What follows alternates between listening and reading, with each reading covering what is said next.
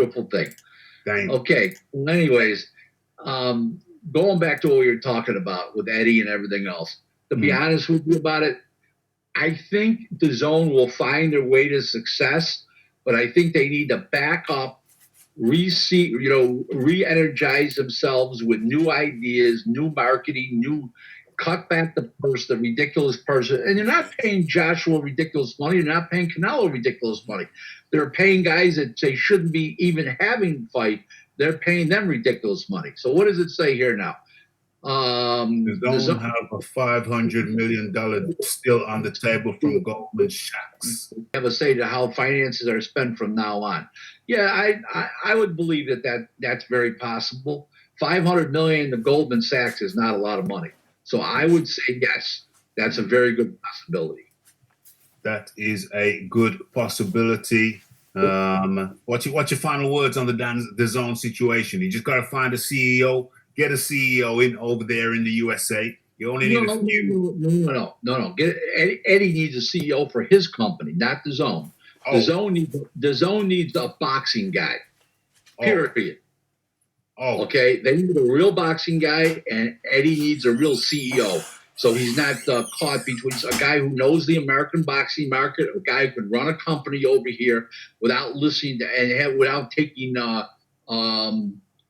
Eddie's instructions every day, where a guy he doesn't have to call him, the guy knows how to run a business. It's Kevin is WYNNE, and he lives in the Washington suburb of McLean, Virginia, and he's a well-seated career sports professional. He's a lawyer by trade. He's a super high-quality guy, and he'd be no reason why Eddie shouldn't hire Kevin Wynn.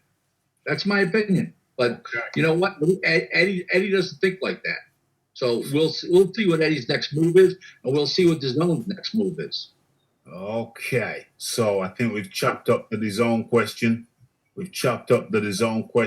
I actually I had a question real quick.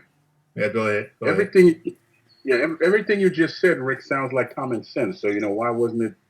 Why wasn't it applied? Why didn't they think of that themselves? Because of the arrogance of some people, ignorance of others, others thinking they know the American market and they don't, others thinking they know boxing and they don't, as well as they think they know it. Just to let you know something, just because a man is a great promoter doesn't mean he's a real boxing guy. Don King's not a boxing guy. He's a great promoter. Bob Arum's not a boxing guy. He's a great promoter. Bob Arum has surrounded himself with top boxing guys. Okay, Bruce Trampler, Hall of Famer. Okay, Brad Goodman, future Hall of Famer. Carl Moretti, Brad Jacobs. These are boxing guys. Okay, that's one thing. Eddie, when Don King was in his prime, he had Don Majeski around him. He had Patty Flood, Al Braverman, Eddie Masseuse, Peyton Shear, all boxing guys. And that's what it takes. What you lack, you're supposed to hire as a top guy and be close to you. What you lack. What you don't lack, you don't need to hire. Okay? Eddie is not a CEO. Okay? He's not a chief operating officer. Now, these are things Eddie thinks he is, but he doesn't know what entails in America. Let's not confuse the UK market compared to the market in England. Okay. The boxing fans of the UK are much more passionate for their boxing than Americans. They have, like I said earlier, they have a lot less sports in the UK, different sports that mean something. And Eddie has not grasped the American market.